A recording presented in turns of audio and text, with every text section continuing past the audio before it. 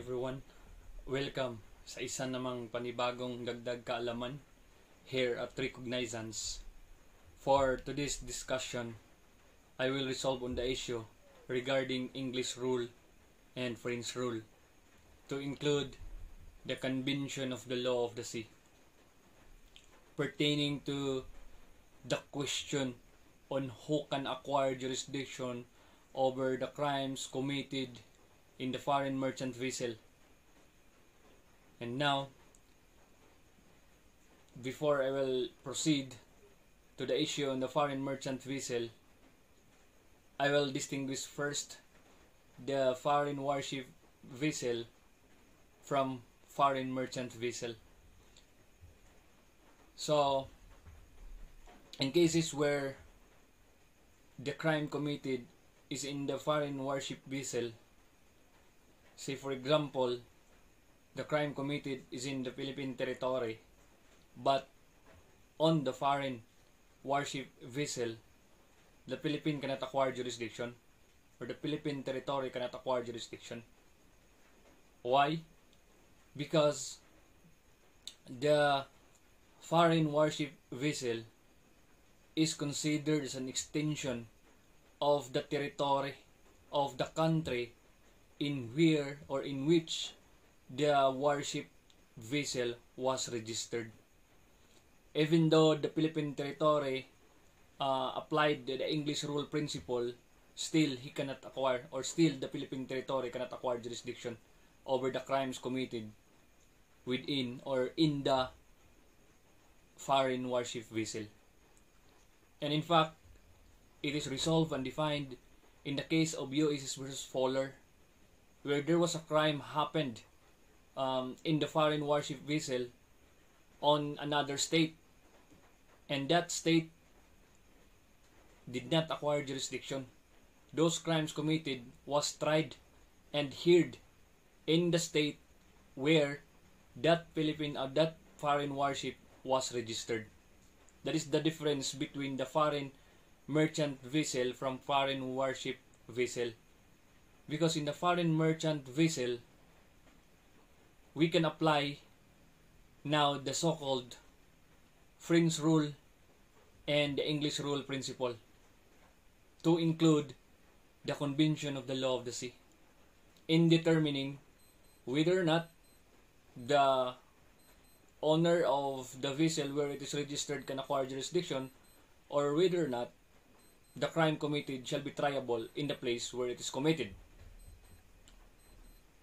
So before we will continue on the issue about French rule and English rule, I will define first or discuss of what is a territorial waters, because it is very important for us to know of what is a territorial waters. So a territorial waters is defined as all waters in the seaworld within 12 nautical miles from the archipelagic baseline where the Philippines can acquire jurisdiction. And in that case, when such vessel or foreign merchant vessel is within the 12 nautical miles, then there is a possibility that the Philippine territory can acquire jurisdiction over the crime committed in the foreign merchant vessel. Now, let us distinguish the difference between the French rule and English rule. When we talk of French rule, all crimes or are crimes committed in the foreign merchant vessel in the another state cannot acquire jurisdiction unless it affects the peace, order, and national security of that territory. So say for example, here is a vessel from the United States of America. So ni-enter siya on the territory of China. So upon entering in the territory of China, or within, nasulod na siya sa territory of China, night crime na hitabo. Night crime na hitabo dito sa foreign merchant vessel. So applying the French rule or the so-called the flag state rule, any crime committed in the foreign merchant vessel registered to the United States of America shall be triable on the jurisdiction of the United States of America and not of the Republic of China, or not in the territory of China, not on the territory of China. Why? Because as a general rule, when we talk of French rule, maka-acquire of jurisdiction is the United States of America. From the word flag state, meaning French rule, flag state, kung diin na rehistro, siya maoy maka-acquire of jurisdiction over the case, over the crime committed on the foreign merchant vessel. Bisag naa pa na siya sa laing teritoryo. Balik ko na ko, French rule, kung kinsa og diin na rehistro ang vessel, provided that it is a merchant vessel, adto matrial, ma-hear and decide ang usa ka kaso. That is a general rule applying the French rule. And exceptions to the general rule. The exceptions of the general rule, when we talk of the flag state rule, is when the crime committed affects the peace, order, and national security of that territory, then they can acquire jurisdiction. Now, going back to my example, here is a vessel coming from the United States of America, registered in the United States of America, and there was a crime committed in the foreign vessel owned by the United States of America. The place of commission of the crime is in the territory of China, and that crime affects the peace and security and peace, order, and national security of China. Then in that case, the Republic of China or the territory of China can now acquire jurisdiction over the case committed on the foreign merchant vessel. Nasabdan, balikan ako. Na foreign merchant vessel registered ni United States of America ning sulod sa territory ni China. Pagsulod sa territory ni China, na crime mo na commit. First nga situation nga gihatagan niya, ni commit og crime sa foreign merchant vessel registered by the United States of America. General rule, dili pwedeng maka-trial or maka-acquire jurisdiction si China. Nga naman, kay general rule, wala siya jurisdiction to try and hear over the case on that crime committed within its territory on the foreign merchant vessel registered by the United States of America, applying the French rule. French rule akong gilis sa applying the French rule or the flag state rule. Tanaw nimo kung asa na rehistro. Now, exception to the general rule. When such crime affects the national security and peace and order of the territory of China, then China can acquire jurisdiction. Muna siya exception. Maka-acquire sa jurisdiction lang kung maka-affect sa peace and security. See, for example, upon voyage of the vessel registered from the United States of America, ning sulod sa China, and then naa siya dala, or naa ang mga kuan dito, mga passengers baron, is nagdala siya, or naa gitawag na to illegal transportation or transportation of illegal drugs para adto sa China. Now, from that example, nga na nag-involve nga illegal or transportation of illegal drugs, it merely affects the peace and security and peace and order of the peoples of the Republic of China. Nga naman, there is a pernicious effect on the inhabitants of the Republic of China. Because, of course, ang drugs is maka-affect man. It can cause public disorder. It can cause public disorder. Now, kay maka-cause naman siya public disorder, maka-provide naman siya og pernicious effect, then the territory of China can now acquire jurisdiction over the crime committed on the foreign merchant vessel. Even though French rule atong gidiscuss. So, muna siya exceptions. Now, I hope you understand sa French rule para mo-proceed ta sa English rule. When we talk of English rule,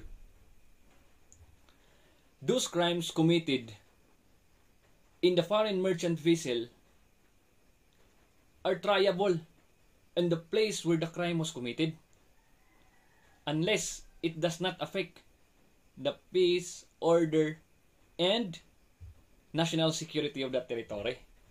Now, ang English rule is different from French rule. Kaya niingon ta sa French rule, cannot acquire jurisdiction in the place where the crime was committed. Kung niingon tag English rule, they can acquire jurisdiction, or the place where the crime is committed, pwede na siya maka-acquire jurisdiction.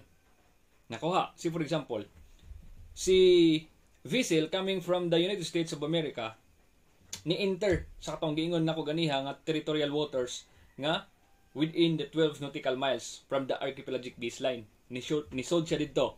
Pagsud niya, of course, na siya sa Philippine territory. Pagsud niya sa Philippine territory, na crime nga na-commit in the foreign merchant vessel registered from the United States of America. Now, applying the English rule lang i-apply ha. The Philippine territory can now acquire jurisdiction. Nga naman, kaya atong gi-apply is English rule man. Ha? English rule. The English rule, na dito siyang general rule, is can acquire jurisdiction on crimes committed in the foreign merchant vessel within its territory. Based on my example, ang USA registered foreign merchant vessel sa United States of America ni-enter na siya within the 12 nautical miles or within the territorial waters of the Philippines. Now, kining sulod naman siya, the Philippine territory can acquire jurisdiction over those crimes committed in the foreign merchant vessel. Applying the English rule. Now, as to the exceptions of the general rule, nasa giingon, unless does not affect the peace and order, of the national security of that territory. Say for example, sa may pasabot ana, ang pasabot ana is ang katong mga acts or the internal problems within the management of the vessel. So meaning, ang problema is, say for example, the commotion between the crew and the master of the ship. So within na nila. Therefore, kay within naman nila ang problema, it does not affect the peace, order, and national security of that territory nga diin na sila na-commit nila ang ilang commotion. So mubalik ta ngadto kung diin na siya na-rehistro. Adto na i-trial ang ilahang problema. Si for example, ning cause of physical injuries between the crew and the master of the ship. So adto na siya i-hear or i-try kung diin na rehistro ang vessel. Why? Kay it does not affect man sa peace and security or peace and order of the Philippine territory. Nga naman, kay within raman internal management of the vessel. So nara dito ang problema within ra nila. Wala siya ning gawas nga pwedeng makaapektar sa public order sa Philippine territory. Nakuha ang kalainan? Akong balikon. English French rule, general rule, cannot or without jurisdiction. Without jurisdiction si lugar or sa territory kung diin na-commit ang krimen. Dito sa English rule, general rule niya, maka-acquire og jurisdiction si territory kung diin gi-commit ang krimen. Exception to the general rule, arita sa French rule. Ang iyang exception, di ba, wala siya jurisdiction. Mahitabo nga maka-acquire siya jurisdiction kung maka-apektar, it will affect the peace, order, and national security of the territory. So, mura siya bali, di ba? Primero, wala jurisdiction, maka-acquire lang siya kung maka-affect sa peace and order. Dire sa English rule, general rule, sa so good na siya ay jurisdiction. Mawala ang iyang jurisdiction kung di na-commit ang krimen once nga ang kana siya nga problem or disorder is within the internal management of the vessel. Ila-ilahara. Sumubalik na sa itawag nato nga kung diin na registered ang vessel. Now, I hope you understand between English rule and French rule. So, atong i-include ang gitawag nato nga Convention of the Law of the Sea. So, in the Convention of the Law of the Sea, ang i-apply nato in the first nga pagkuha niya is the so-called the flag state rule. Flag state rule atong i-apply. Where the foreign merchant vessel entered into another territory where there was a crime committed. Now, of course, ang kana siya nga krimen is triable. Of course, triable adto sa kung di narehistro si foreign merchant vessel. That is according to the Convention of the Law of the Sea. Exceptions to that general rule is that when the consequences of the crime extend, say for example, to the Philippine territory. Second, when such crime committed affects the peace, order, and national security of the Philippine territory. Then third, when such master of the ships ask for assistance to the local authorities and even the agent or consular officers of the flag state. Meaning to say, si master of the ship nangayo siya og tabang ngadto sa local authorities from the Philippine territory because of the problem nga nahitabo sa foreign merchant vessel. So that's the time nga pwede na maka-acquire og jurisdiction. And kato sa ganiha, ang consequences naka-affect or ni-extend sa Philippine territory, maka-acquire gyapon jurisdiction si Philippine territory. And ug kato naka-affect sa iyahang peace and order. Di ba niyo ko ganiha, when you talk of Convention of the Law of the Sea, ang first niya nga imong itan-awon is the flag state rule. So kung flag state, di ba walay jurisdiction? Kaya ang ato ang jurisdiction mo balik ta kung di na rehistro. Now, may exceptions. Katong gingon, consequences affects the public order, and si master of the ship ni ask siya assistance to the local authorities to resolve the problem within the foreign merchant vessel. And fourth is the suppression of any illegal transportation of narcotic drugs. There, maka-acquire ng jurisdiction si Philippine territory. That is according to the Convention of the Law of the Sea, Section 2, Article 27. So, muna siya napuno sa pag-acquire na itong jurisdiction on those cases committed in the foreign merchant vessel para dili maglisod o determine sa iyahang jurisdiction. And in fact, under the old rule, the controlling principle is the English rule. The controlling principle is the English rule. Unsa ganitong English rule? English rule is considered as a coastal state rule. Meaning to say, kay coastal state rule man siya, na jurisdiction. Maka-acquire og jurisdiction si lugar kung di na-commit ang krimen. That is the general rule. And exception to the general rule, balik ko na ako, when such crime does not affect the peace and order of national security, or the crime committed is within the internal management of the vessel. So wala siya ning gawas. Therefore, kung ingana wala ning gawas, dili na maka-acquire og jurisdiction sa Pilipinas. Mobalik na siya kung di na rehistro si vessel. Now, according to that case of people of the Philippines versus Wong Cheng, diha ni gikuha ang gitawag nga gi-apply ang English rule. But it is an obsolete case. It is a case on October 19, 1922. That is the old rule regarding on that English rule. But since the Philippines is a signatory siya sa Convention on the Law of the Sea, then we should consider also those circumstances nga maka-affect sa peace and security, of course, katong gipang-mention ako ganiha, consequences of the crime committed, and of course, kung ma-ask na og assistance si master of the ship and suppression of illegal transportation of narcotic drugs. So, ato sa gi-consider na siya, di ta mo ingon directly nga ay French rule ang gigamit, ay English rule ang gigamit. So, ato sa tan-awon ang gitawag natong Convention of the Law of the Sea. Now, I will include on cases about the Kalayaan Group of Islands and the Spratly Islands.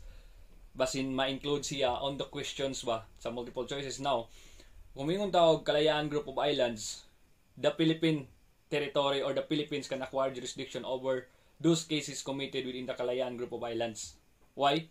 Because the Kalayaan Group of Islands, as defined under the Republic Act 9225 or the Baseline Law, the Philippines has sovereignty and jurisdiction over that Kalayaan Group of Islands.